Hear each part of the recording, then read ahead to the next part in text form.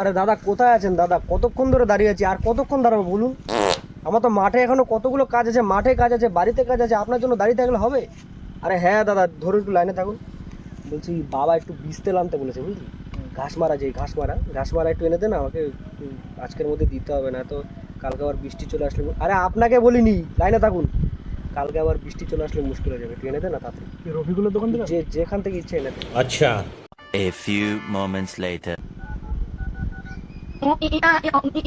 কোথায় ভাই?